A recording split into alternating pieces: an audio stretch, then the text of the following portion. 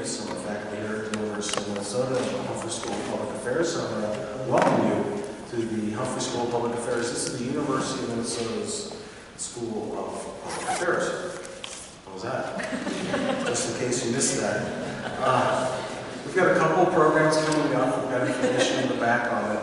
I guess one of the things I highlight is on, if you're wondering what happens on Wednesday, very helpful, we've got a program at noon. We've got Ken Martin, the chair of the Minnesota Democratic DFL Party, and Senator Michelle Benson, who's been a real player on the Republican side, coming in to talk about the results. That should be quite interesting. I'm looking forward to that. Then also next week we have Tom Daschle coming in as part of a new series we started. It's called the Weber Lecture Series, and it features conversations with former Congressman Vin Weber and prominent policymakers in Washington. And Vin's guest on Friday at 1 o'clock will be Tom Daschle, former Senator from South Dakota, and former Senate Democratic Majority Leader. So that should be absolutely fantastic. If you've been coming to some of those talks, well worth it. And then on November 14th, we've got I think an important program. It's on the eve of the MNsure second open enrollment period, and we're going to have in some of the top people to talk about what to expect in the second period, whether it's going to be, how things are going to look compared to the first time around. For a long time, we've had a series here inviting in candidates for statewide office with major parties, and we're pleased to be continuing that this year. We invited Governor Dayton several times to join us. He's been unable to do that because of scheduling challenges, but we are delighted to have with us today the Republican nominee for governor and Hennepin County Commissioner, Jeff Johnson. The format is that we've invited Commissioner Johnson to give some opening comments, and then really kind of focusing more on policy. This is not a political rally. And then to have a conversation about some of those policy issues that maybe don't get as much attention in the quick back and forth of the campaign sort of events. And then we'll have Jeff Johnson and I will have a chat, and we'll invite in your questions. So please fill them out. We get to as many as we possibly can. Please give a warm welcome to the Republican candidate for governor, Jeff Johnson.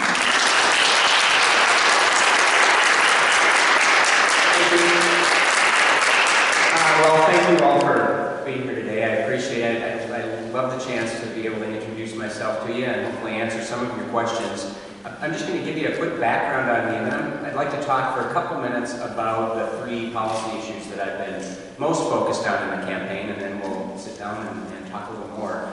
Background, I was born and raised in Detroit Lakes, Minnesota, up in northwestern Minnesota. My wife, Sandy, is from Crookston, and we went to Concordia College up in Moorhead, Minnesota. So I'm a child of northwestern Minnesota. I went to law school at Georgetown, so moved away for 3 years, and Sandy, we weren't married at the time, went down to Chicago. We were engaged, had a long-distance relationship for 3 years between those two spots, and then after I graduated, I got my first law job at a firm, a big firm in Chicago, and spent a couple years there, and now we've been in Plymouth for almost 20 years. We've got two boys.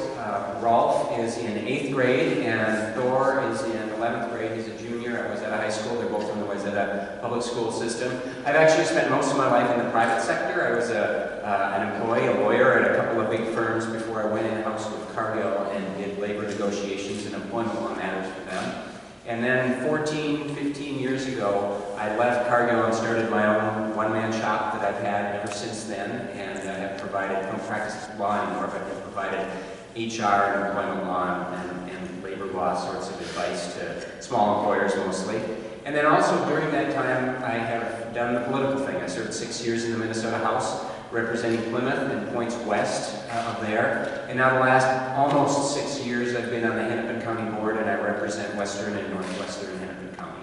Got in the governor's race almost a year and a half ago. I think it'll be a year and a half to the day on election day, I believe, and won the Republican Party endorsement at the end of May in Rochester. Then we had a really competitive four-way primary for governor, which on the Republican side, we don't do that. We have haven't done that in decades, and we tried it this year, and I was able to win that over 3 guys who are good friends of mine and continue to be to this day. And now just the last 5 days of the election, it's all retail politics every day for the rest of the way. And I've been focusing on 3 issues in this campaign, the same 3 goals that I've had since day one. I actually had these 3 goals the day we announced a year and a half ago, and I don't change them based on my audience. I think sometimes we do that in politics. If I'm talking to a group of students or faculty at the U, or union miners up on the range, or soccer moms in the suburbs, it's always exactly the same 3 issues, the same 3 goals that I'm talking about. Number 1 is the business climate and job creation in Minnesota. We are not competitive with other states in our region. In fact, we're not competitive with most of the country right now when it comes to our business climate. And we're starting to see that in the numbers. The underemployment rate in Minnesota is 53%, according to the Dayton administration. He argues that's not a very accurate number, but it comes from the Dayton administration. And what it means is that half the people in the state above are overqualified for the job they're in, and in many cases underpaid. And I recognize that some of them choose that for a lifestyle reason. Maybe they want a part-time job or they want less stress in their life, but many of them don't. And I don't know what number that is, but many of them don't. And we're leaving them behind. And it's because we're not creating the good jobs, the careers that, at least in the past, we've done a pretty good job of creating. The private sector has done a good job of creating in Minnesota. We do have a low unemployment rate here. Unfortunately, a lot of the jobs we're creating are low-wage and part-time jobs. And we are not creating those careers, those higher-wage jobs that a lot of people are really desperate for. And I was at the fair for 11 out of the 12 days at the state fair this year. And I love the fair, by the way, but I can wait another year before I go back again. But I can't tell you how many either parents or young people that I talked to that said, you know, my kid has a college degree, but he or she's living in the basement because they can't find a job that pays both rent and the student loans. It was probably over 100, either students or young people or parents that mentioned that. Most of them didn't want to be in that situation. The parents didn't want them there anymore. And certainly, the kids didn't want to be there anymore. They wanted something better, and it's hard to find right now. And it's because of 2 things, largely. One is our tax environment in the state. It's not competitive with other states in the Midwest. We need a low, broad, and simple tax structure in Minnesota. We have a high, narrow, and complex tax structure right now. And because of our regulatory burden in the state. And I can share story after story with you about how difficult it is for an entrepreneur, for example, to get a permit to start a small business in Minnesota. We've made it really difficult, and much more difficult than other states in this region. So there's a temptation, if it's quicker and cheaper and easier to get a permit to do something in another state, whether it's Iowa or South Dakota or Ohio, to maybe go do that. Great example, I was talking to an executive from a poultry company in southern Minnesota, one of the bigger ones in the country. They wanted to expand in southern Minnesota, create quite a few good jobs. They tried to get a permit in Minnesota, they waited for a year, and they finally gave up not all that long ago, and they expanded in Iowa, and it took them 10 days, and about 1/5 of the cost. That doesn't work for us, and that's why some of the better jobs are being created elsewhere. So, jobs is job number 1 for me, jobs in the business climate. Number 2 is actually measuring the programs that we all fund as taxpayers here in Minnesota. And I've talked about doing an outside audit of programs, one after another. There are thousands of them that we fund. And we start with human service programs because they're the easiest programs to measure. You can measure whether you move somebody off of welfare to self-sufficiency, or you can measure if it's a program that reintegrates people from prison back into society in the hopes that they don't go back to prison. We can measure whether it worked and whether they went back to prison or not. And if you've got a program that is consistently succeeding, fantastic. We should celebrate those programs. But if you have a program like the reintegration program, for example, where the majority or the large majority of the people they serve end up back in prison in a month or 2, the program's not working. And we should take that money and move it to something that is working. And we're not doing that. We're terrible at measuring results in government. And we need to start doing that on a very regular basis. So that's job number 2 for me, auditing government programs. And then number 3, this one's kind of personal for me as a dad of 2 kids in the public schools. We have the worst achievement gap between white students and students of color in the country in Minnesota. That disparity in graduation rates and other measures of educational success. It's the worst in the country in Minnesota. It's embarrassing. And it's also shameful, and it's immoral, and it's wrong. We're not doing much about it. And I would argue the current administration isn't doing anything about it. And we shouldn't put up with it anymore. And honestly, it's been the case on and off for 30 or 40 years. And we don't seem to be making any progress. We're giving up on 10 to 15% of our kids because of where they live and because of how poor their parents are. And that is absolutely wrong. And there are a lot of things we can do about that. I guess as we get into that a little bit while we're sitting down here. But bottom line, we need to start getting involved, the administrators and the teachers who have figured out how to solve this problem. In Minneapolis, for example, there are public schools, there are private schools, there are public charter schools that are taking the same kids that are not succeeding in certain schools and helping them to succeed. They figured it out. We need to get them involved in government to say, what should we be trying differently? And then we need to look to other states that are doing a better job of this than we are, which is most states right now, and start trying those things. And you try something, and if it doesn't work, then you try something else, and just keep doing it until we start closing that gap. I've got some ideas, but we can talk about those a little more. So those are the three areas where I'm really going to be focused as governor. Number one, job creation. Number two, actually making government work and measuring programs. And number three, K-12 education, and specifically trying to narrow the achievement gap in Minnesota so that we're nowhere near the worst in the country anymore.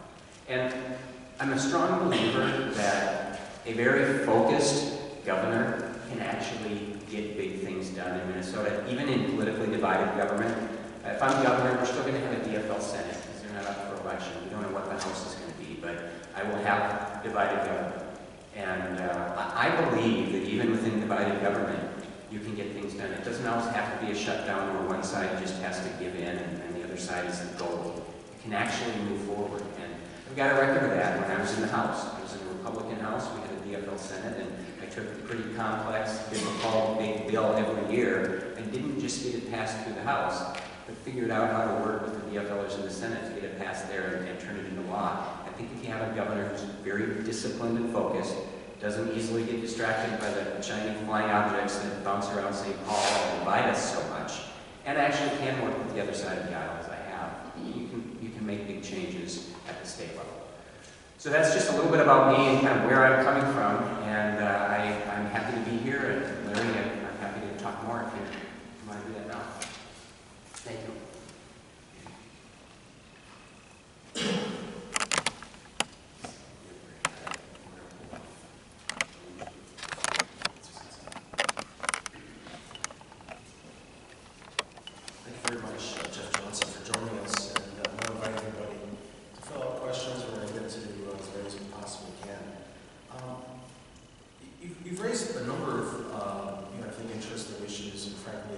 Issues where I think there's actually bipartisan agreement on a lot of them. I mean, the idea of measuring progress, there's this kind of, as you know, government redesign group. Keith Downey was part of it, Phyllis Tom was part of it. It's been going on for a long time, and it goes back some decades. And somehow I think we've gotten off that point. Mark Dayton and Tina Smith have talked about it, but I don't know how far they really got on that. So that certainly makes a lot of sense. And then you really get into this issue. I guess it's just a philosophical divide to some extent on, is this going to be a high wage, high benefit, high tax state, or are we going to be looking to compete with the states that have lower wages, lower benefits, and lower taxes? And we'd be asking about one state that's in some ways quite similar to Minnesota in its economy, which is Washington State. Washington State, as you know, has the highest minimum wage in the country, and has for some time, and it's inflation adjusted, which is the case now in Minnesota.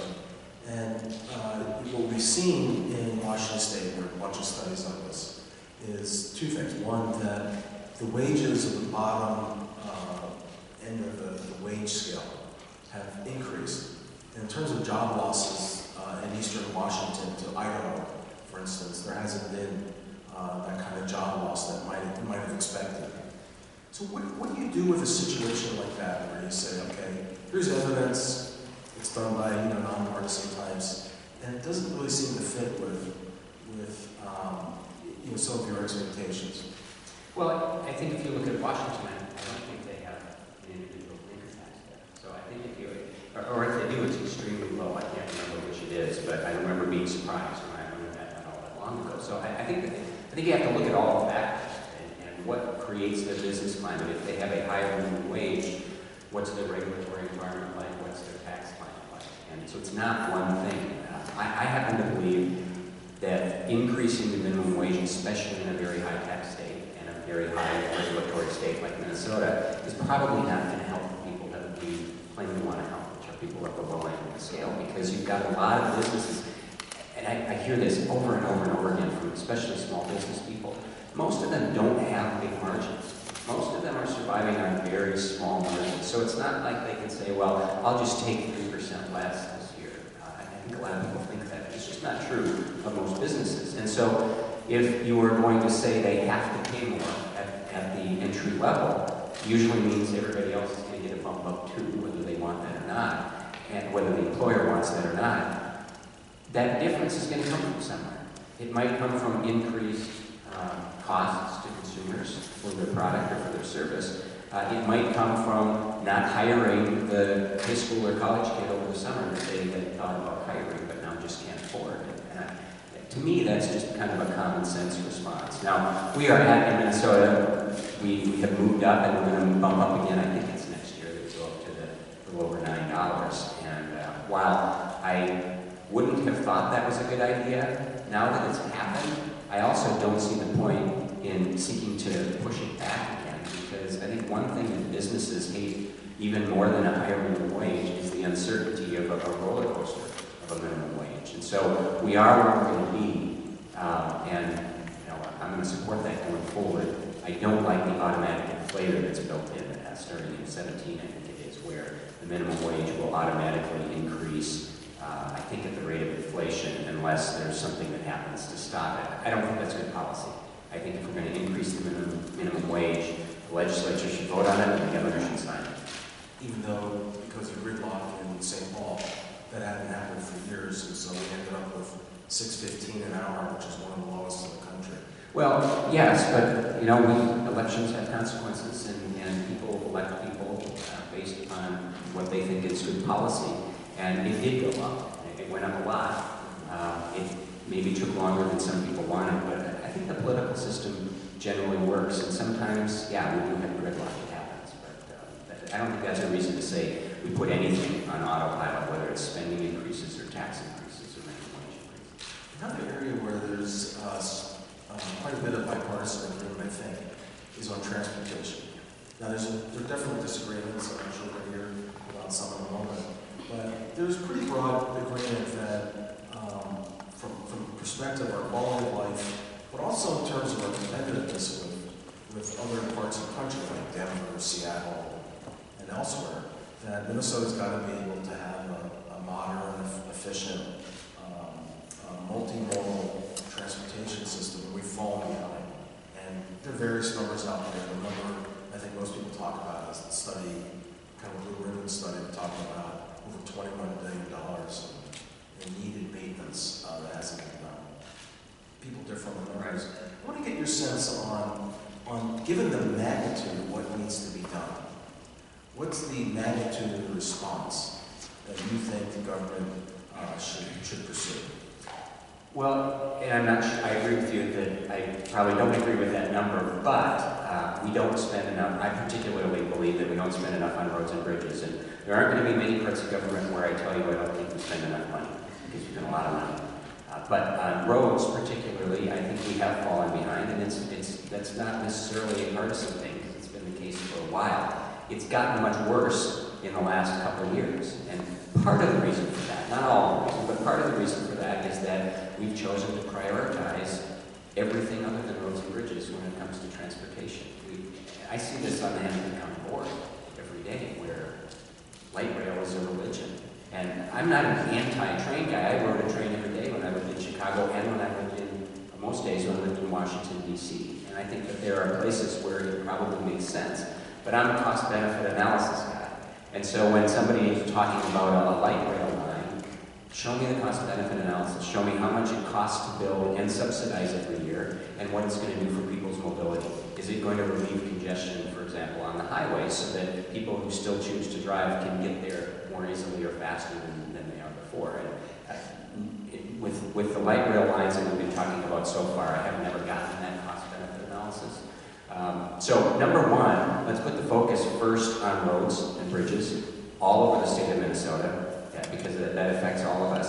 And then when we need other forms of transportation, and we do very much in Twin Cities and in certain population centers around the state, then let's look at what makes the most sense. What is most cost effective for the taxpayers? And I have always been a big supporter, even in dollars, of a really beefed up bus system, including bus rapid transit, because it is so much more cost effective than a train is, and you can move the route on a weekly basis. If people are in different spots, once you build that train line, it is there forever, and you can't move it anymore. And of course, the costs don't even compare, whether it's the subsidies or the original capital costs. So yes, buses are really important. Maybe there is a train at some point that makes some sense from a cost-benefit analysis. I'm still waiting for that one. And it means that we have to spend more. So prioritize first. And then number two, I'm not a believer in a gas tax increase. The governor has talked about a wholesale sales tax increase, which is, it'll be passed on to the pump, and it would increase gas prices very considerably. I happen to believe that after the biggest tax increase in state history last year, if we're saying we don't have enough money to keep up with our roads to fill the potholes, I think it means that we're not trying very hard. And I don't think we need that gas tax increase. I would, however, be willing to pump in more money to roads and bridges through bonding, through borrowing. And we saw last year, or was this year actually, they passed a bonding bill of about $900 million and then another couple $100 million in spending that really was bonding. So it was over $1 billion. And they devoted very, very little, very small percentage of that to roads and bridges. I don't think anything better fits the definition of what is supposed to be in a bonding bill than roads. And that definition is projects of either regional or statewide significance that are long-term. Our Minnesota highway system fits that to a T, probably better than a lot of things that are actually in the bonding bill. So I can see us beefing up the bonding bill from a transportation perspective very considerably. It might mean we got to make tough choices and push a few other things out, but I think that is the new source of funds that we need. So there are there's several different studies that talk about so-called return on investment. And the Met Council has talked about the return on investment in light rail. And then you've got the Minnesota Transportation Finance Advisory Committee in 2012 that talked about $2.50 return for every dollar invested in multimodal transportation. That is, the bridges, the roads you're talking about, along with transit and other forms. Do you accept those numbers, or because it sounds like they haven't really registered with you? For you, there's something unsatisfying with them?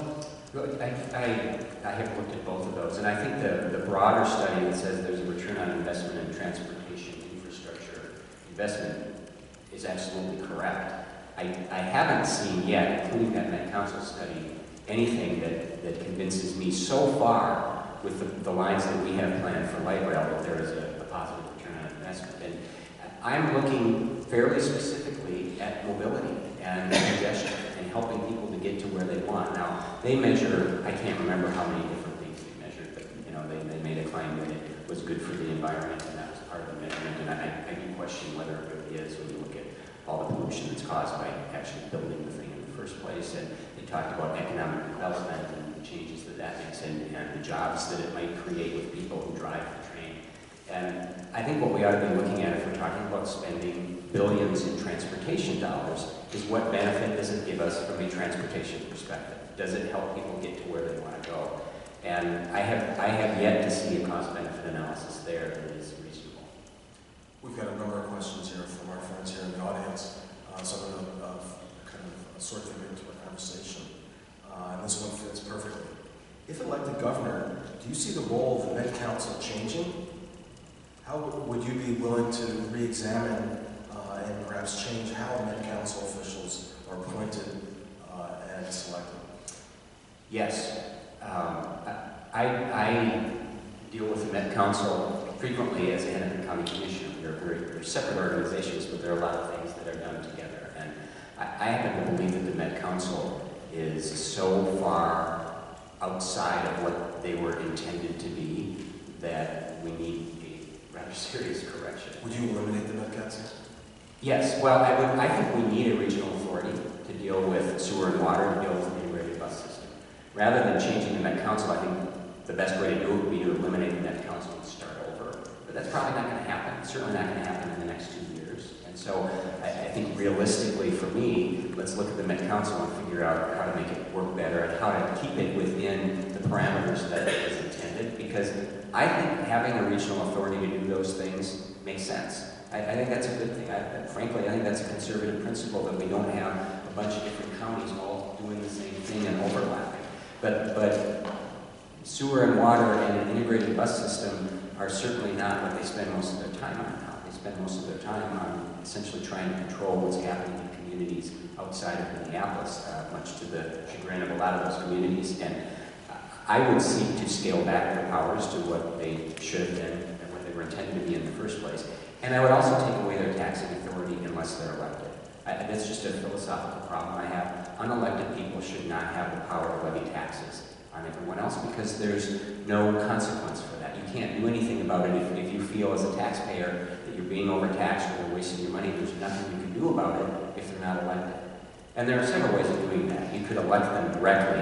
I'm not a big fan of that, because most people just wouldn't have the information they need to make a great decision. But that's an option. I think a better option is to populate the Met Council with elected officials, with city council members, maybe with county commissioners, people who have to go back to the voters every 2 or 4 years and have to speak to the decisions they make about taxes.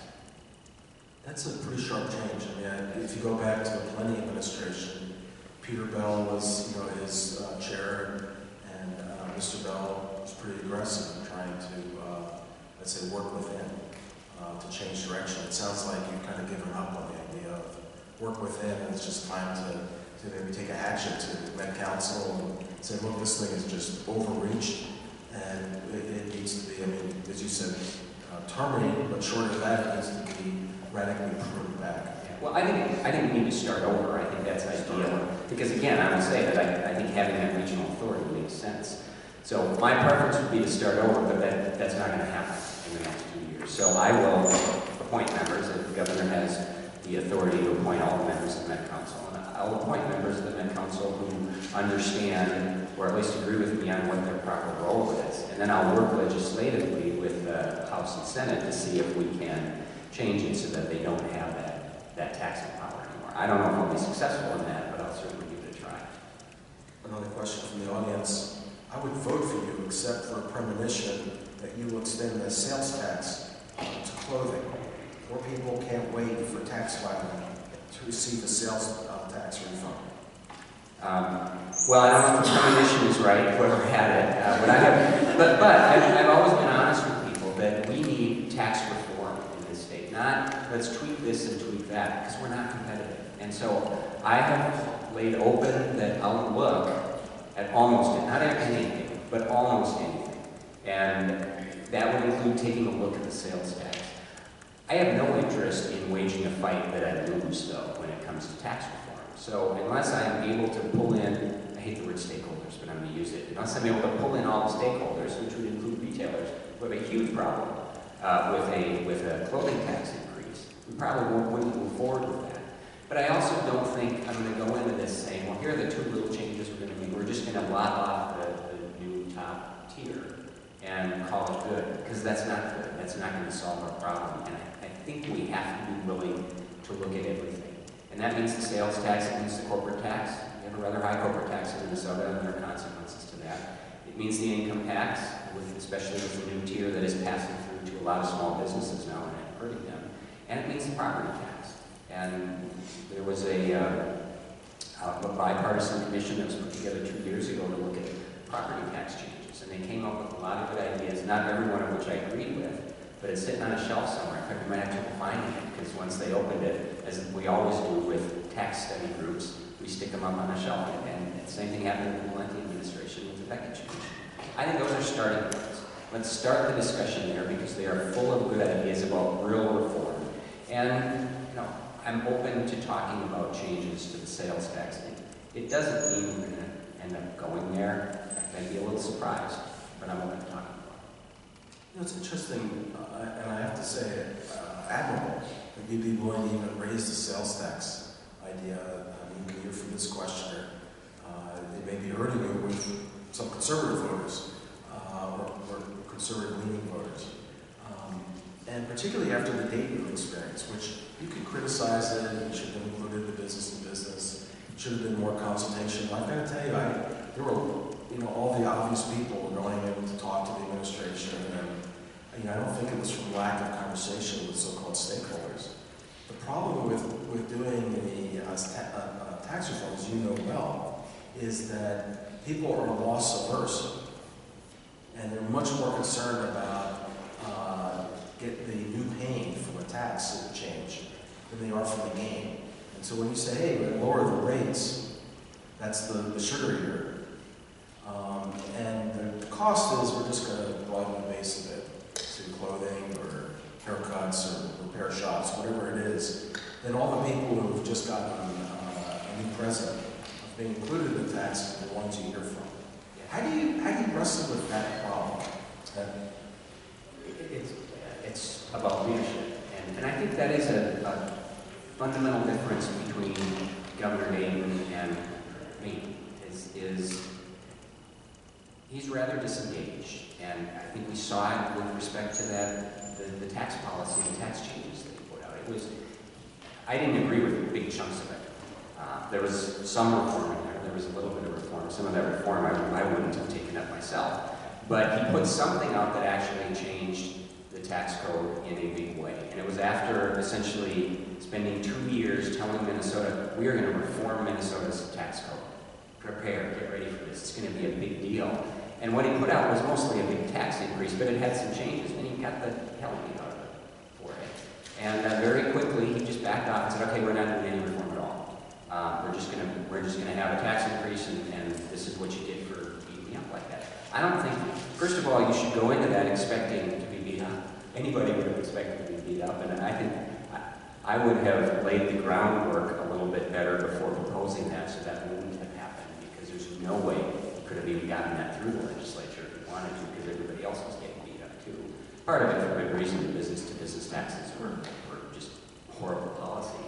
But you know, I think you should go into something that big, knowing fully what's coming at you and having prepared people better so that you got a shot at succeeding. And if there are parts of it that you can't get through, then change the bill to still get something significant done, rather than saying, "Oh, I give up. You know, we're just going to increase taxes and we're not going to have any reform at all." I think that shows a lack of leadership, and I think that's how you get past it. We'll never get past though what you said, that some people are going to fight any change. You see that whether you're talking about school mandate relief or anything else, everything's in there because someone or some interest got it there, and they're going to fight to the death to keep it there. And I take it the philosophy, or could you explain to me the philosophy of why tax reform makes sense, apart from the politics, apart from the philosophy?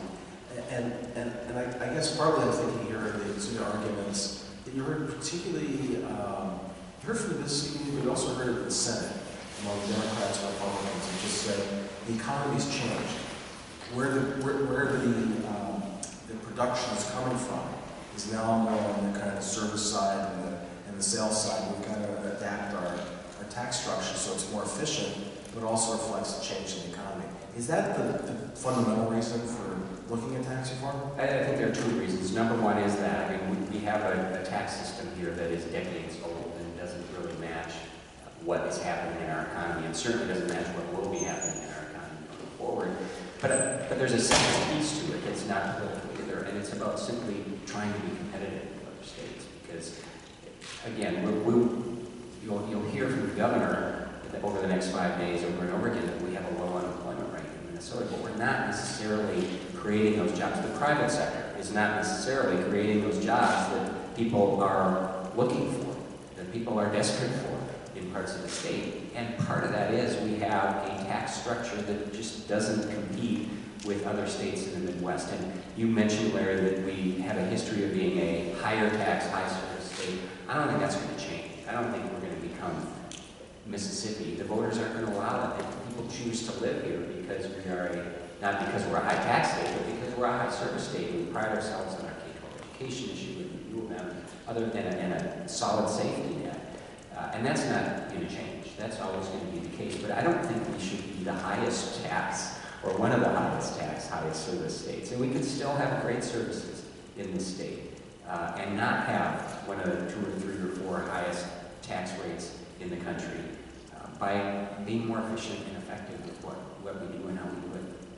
You mentioned the corporate tax reform, and you know there's a kind of well-known reality among policy wonks that's missed, I think, in the voter public, which is we have nationally a fairly high kind of official rate, but then there are all sorts of tax breaks that are broken in. And why does that matter? Well, if you're trying to recruit a business to Minnesota, there's kind of sticker shock on the corporate side. So are you basically talking about this kind of common sense reform and bringing the actual corporate tax rate down to what is the effective corporate tax rate? Yeah, I think that makes sense, and I think it makes sense to have a lower tax rate and fewer loopholes, breaks, exceptions, whatever you want, exemptions, whatever you want to call them, so that it's just more transparent and people can see it. And I do hear that a lot when I talk to businesses.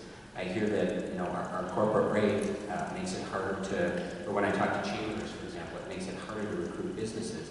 But I hear more often that the income tax rate, especially the new top tier, is a huge problem for small and mid-sized businesses because, number one, if they're an S corporation, it floats through that the top income tax rate is what they pay as a business, and it's killing them. And also, if they hire executives, they simply have to gross up their salaries based on how much higher our tax rate is than other states that might be recruiting them. So it's a bottom line issue for them, and it probably gets passed on to consumers. We've got a number of questions here about the achievement gap issue. I'm just going to raise them. I appreciate your focus on decreasing the achievement gap and using successful schools as models. There are questions, however, regarding how well state assessments are an accurate indicator of student learning. What indicators will you use to assess school success other than the MCA 3 results? I'll be honest with you, I don't have any specific proposal on how to better measure student success, but I have to believe there are better ways because that's what I hear from teachers every day. And teachers know this better than most of us in this room. And they say, tests are useful. They absolutely can be useful, but we rely almost solely upon them, and there have to be other ways of measuring student success and progress. And when it comes to K-12 education especially, I'm going to bring people in who have been successful and understand how to do it better and take their advice. And if there are other ways to measure, I'm very open to that. One thing that I know we don't always do well, we don't use the test scores that we do get very effectively. We could do a much better job of that. We could do a much better job of following kids with those test scores over a period of years rather than just saying, here's a snapshot of how a school is doing. It's succeeding or failing. Let's use some of that information for our kids and for the parents of those kids and for the teachers of those kids to track whether they are improving every year. And also with teachers, if we're going to use test scores as one of the measurements for teacher success, it shouldn't be just, here's your class and here's how they scored. That's not fair at all because every teacher's taking a kid as that kid comes to him or her. But rather, let's look at how kids are doing at the beginning of the year and see if they improved. Because a lot of that is going to be due to the teacher. And if they did get better, even if they're not doing well at all at the end of the year, if they're doing better than they were at the beginning, I think that's a better way of measuring it. So I entirely agree there are probably multiple ways that we can measure how a school is doing, how a teacher's doing, and how a kid is doing, and I'm all ears on that. Minnesota, of course, has been one of the most pioneering states on K-12 education reform. Vouchers, school choice, a lot of these ideas started in Minnesota. And I think there's still interest in that, though I think we probably lost our, some of our momentum in the past, and I agree with you on that.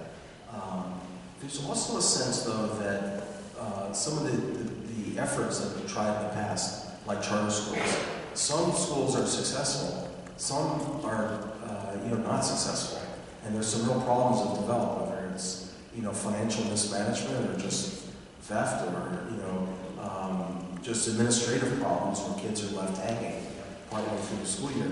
How would you manage in encouraging kind of the look outside of the normal public school system for new models? How would you manage some of the problems that have developed?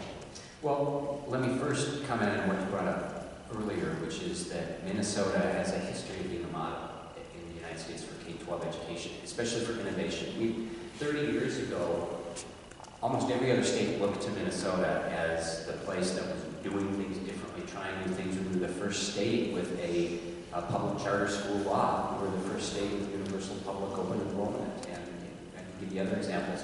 Both of those were bipartisan bills. I think a Republican governor and DFL authors. So we have a proud history. We are not there anymore. We still have a better K-12 education system than most states. But we're no longer seen as a model of innovation and trying new things. I don't think we've tried anything significantly new in 20 years. And that's too bad, because we always have to be moving forward, or other states are going to overtake us. We can always get better. Charter schools is one of those things that I think we've done pretty well, but there are horror stories. There are some charter schools that have been terribly mismanaged. Usually the stories you read about charter schools that aren't working have to do with the adults who are mismanaging them. And, maybe what we need are better ways to measure who is managing those schools, or I don't know whether I have any specific answers to that, but that is generally the problem. It's not the concept of a public charter school and creating a different school that doesn't have all of the rules, the same rules that every other public school has. That innovation has largely been great for kids if we can avoid sometimes the adults in the system being incompetent or really bad at what they do. So maybe it's just a better job of vetting before we actually get there, and I'd be open to that. But I'm going to be an advocate, aggressive advocate for more options for parents, including charter schools. And also someone who's keen to where these things don't work. Absolutely. Yeah. If we can figure out things that we can do to avoid a charter school disaster, we should absolutely put it in place. No question. There's another question from the audience. It seems there's more and more evidence that children of color, especially boys, are treated differently in school from an early age. What would you do about this?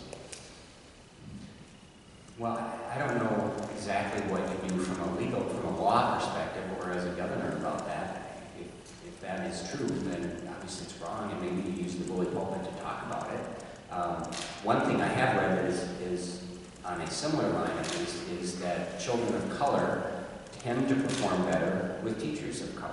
And that is something that the government can at least play a role in, not by setting quotas or anything like that, because I think we should be giving our schools more flexibility to hire and promote and reward the best teachers, but doing that, actually doing that, rather than tying their hands, allowing schools to place the best teachers in the classroom, and frankly remove the teachers that maybe aren't performing as well, so that there's room for those better teachers. Teach for America is a perfect example of this. Some of you know about that.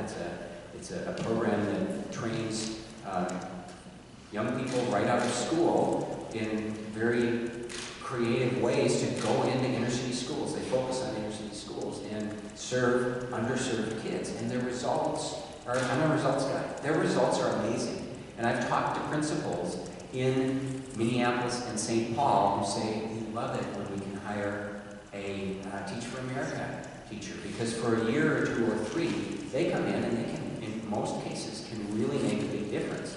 We've actually gone in the other direction.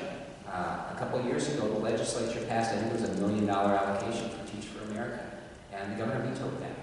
The governor didn't veto that because there was any substantive reason to do it. He certainly didn't veto it because it was bad for kids. Teach for America has proven to be really good for our kids. He vetoed it because the teachers union told him to veto it. And I'm not a union basher. I'm not an anti-union guy. I grew up in a union household. I've represented unions as lawyers, but we can't be letting any special interest set education policy for us, whether it's unions or businesses or otherwise. So, sorry, I really went roundabout your question there, but I don't know that there's a lot that a governor can do other than bring that information out if it's true. But what we can do is allow our schools, untie their hands to get the best teachers in the classroom, and hopefully less of that will be happening. You've made comments about the University of Minnesota, talking about its importance to the state, to our economy. You've also raised questions about administrative costs.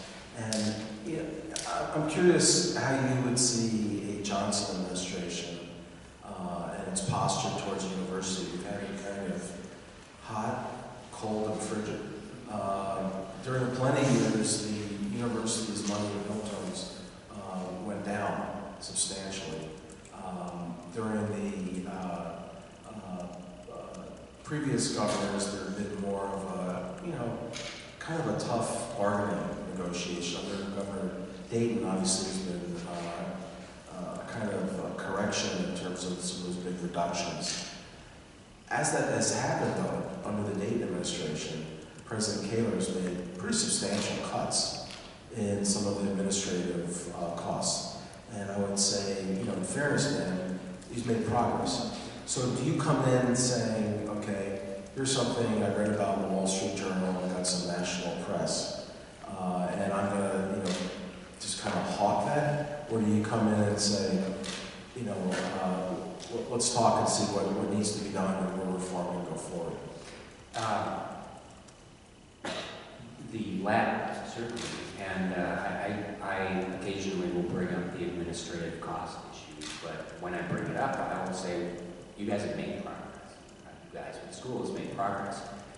From everything I've read and seen, and I know several of the regents as well who feel like progress is being made. Not everybody feels like it's gone far enough. And so I think when you say, a strong negotiating position in some of the past administrations, I think that's probably what you would see from me, because the U of M and the MSU system are both crucial to Minnesota. There's no way around that, and we have to make sure that both of those systems, as well as our private system that government has less to do with, are successful. It's one of the things that makes us different. I mean, I think one of the policy shifts I saw under Plenty was a move to more of a kind of user fee idea, that the university ought to more or less pay for itself. And there are a bunch of state universities that have taken that course.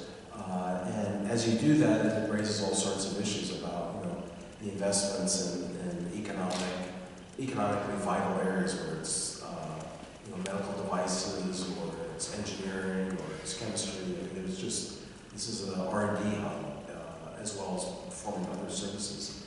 Do you view it more as a kind of a user fee sort of approach, where the youth got paid its own way, or more as this is an investment for the state?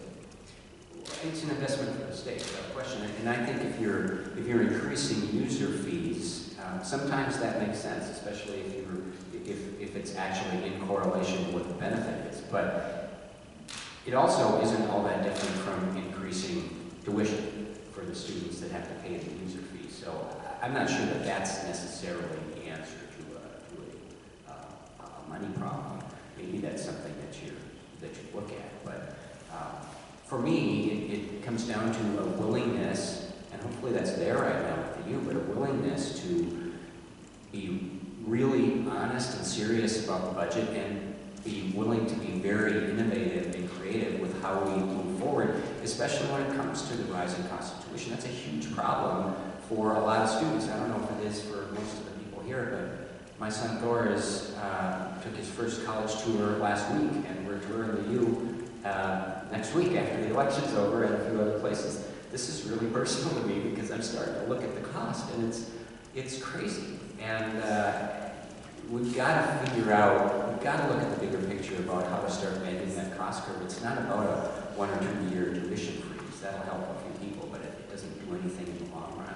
And I see a partnership there with MSU and U of M leaderships and the governor and the administration and legislature to say, let's talk through how we can start addressing that and not killing students. We've got a couple questions here about your proposal on independent audits. How would such research audits be funded? Through the general fund taxpayer dollars, and it would probably cost a few $1 million. We haven't set it out for a bid yet because we're not government yet, but certainly we use a bidding process, and there are a lot of different options across the country that do this, and they do it really well. Are you thinking of the operation in the University in Washington State? They've got a fairly famous kind of independent research. That would be one option, and there are others too that we could follow. But so there'd be a cost to it. There's no question about it. But what I believe we would save in the long run wouldn't even compare to the cost in the end. And just as importantly, it's not just about saving money, but it's about figuring out which programs are actually working, which programs are actually changing people's lives in the way that we say we want to change their lives.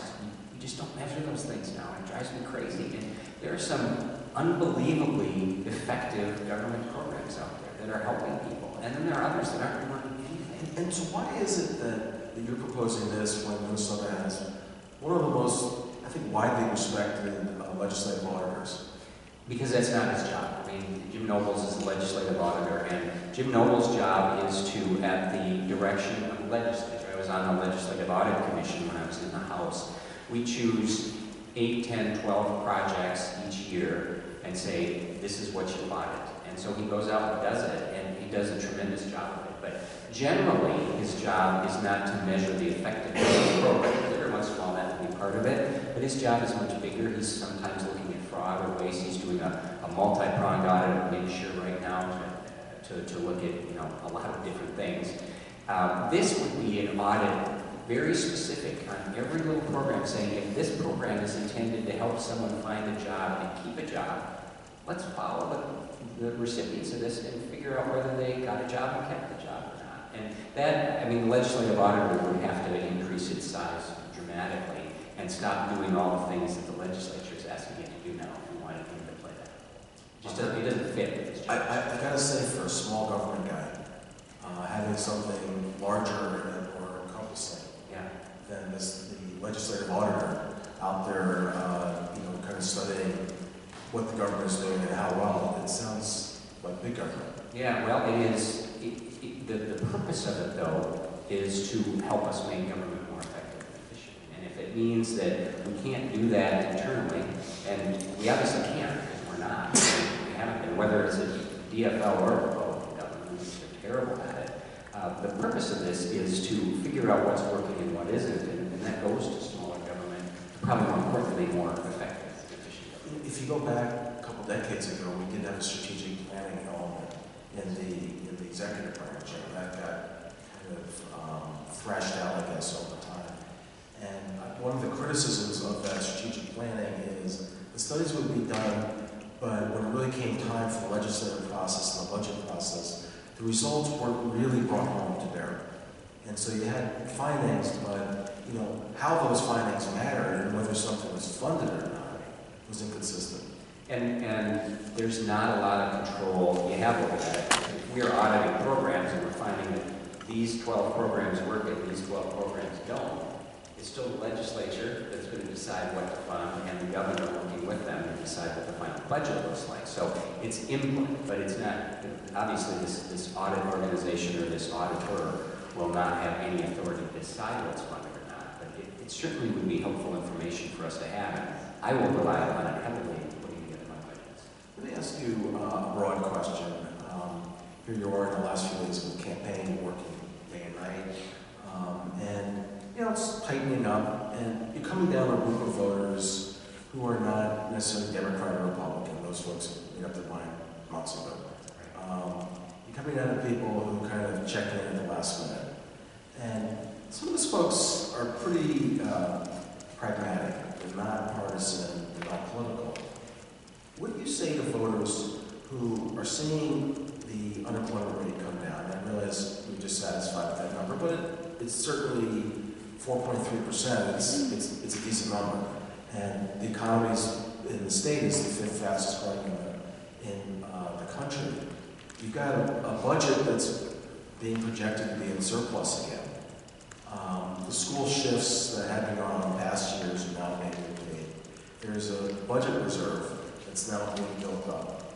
And people look at that and say, okay, I'm not happy with everything that's going on, but at least I know what's going on. Whereas if you change horses, then you run the risk. And the risk is to come back to some of the drama of the plenty years and years where Republicans were in control of the legislature under Dayton's first 2 years of office, where you had government shutdowns and you had the litany of other problems. How do you kind of provide some sense to those voters that they shouldn't feel worried? Well, a couple things. I'll give you the short message in a second, but when you talk about the drama of past years, we had the biggest drama we had with Dayton's governor, the longest shutdown in state history. So to suggest that he is somehow able to work with the other side, it's simply not true. He's been able to get things done with an all-DFL government, but he couldn't work at all with Republicans, and he won't be able to if the House turns Republican, which looks fairly likely to happen. And so we'll definitely have that drama back if that happens if he's governor. But what I tell people is we can do so much better than what we're doing. And what we need is we need an engaged governor. I don't think we have an engaged governor right now who is focused on a few important things that we can't seem to fix in this state right now. One of them is the growth of good-paying jobs, not low-paying jobs. The other one is K-12 education reform, and particularly finally addressing the achievement gap, which we just haven't been either interested in or able to do for the past 3 decades. And number 3, making government work better for people. It's a pretty straightforward and focused message. And, I think that people do recognize that the unemployment rate is low, but as I talk to people, they don't feel comfortable at all with where they are from a job standpoint or where their kids are from a job. I want to thank you, Jeff Johnson, for taking time off on a busy campaign day to come visit with us. And I think everyone can see that you have strong views, but there's a kind of a reasonableness and a mild-manneredness that people welcome in politics. So thank you very much for coming by. We appreciate it. Yeah.